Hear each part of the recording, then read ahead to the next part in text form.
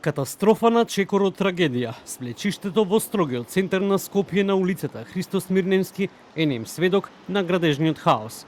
Слика на целосна неодговорност. Таблата со обетување за модерна зграда е затрупана со кабли и земја. Подсетува на споменик на загрозена безбедност.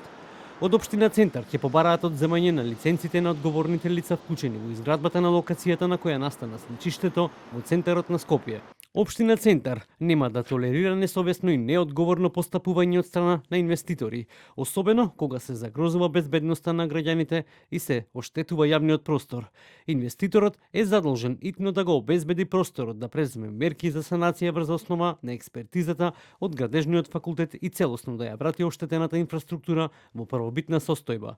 Деканот на градежниот факултет вели дека вчерашниот инцидент е сериозен сигнал за потребата од нови прописи и стандарди во градежништвото. Имаме опасност од проширување на тоа слекување и на соседните објекти и она што беше договорено во разговорот со градоначалникот и инспекторот дека во најбрзо време Градежниот факултет со свој тим на експерти ќе излезе уште денеска да направи проценка за опасноста врз соседните објекти. Од Синдикатот за градежништво велат дека неконзистентноста во казнување на најповиканите толерира да работникот, а со тоа и граѓаните ја плаќаат цената, дури и со смртни случаи. Тие 5 имиња мора да се знаат со име и презиме кои се што дозволиле да дојде до такво нешто. Не треба да бараме 6, 7 или 10 играч во целава приказна за да видиме кој е виновен или кој не е виновен. Доколку они сметаат дека еден е виновен, нека седнат на обвинителна клупа и нека кажат точно тој е виновен за да било санирано или по прописи направено тоа градилиште, односно по закон за безбедност и здраве при работа, кој што се прави ископ,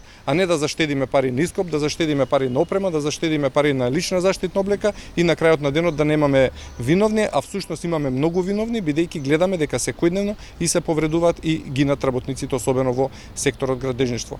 Пак ќе нагласам додека не излезат со име и презиме одговорните да кажат дека вината ја сноси тој и тоа градилиште се затвара или се одзема лиценцата на таа градежна компанија, ќе имаме само повеќе вакви свлечишта на земја, ќе имаме повеќе паднати скелиња и се повеќе наместо помалку повреди при работа и повреди со фатален крај.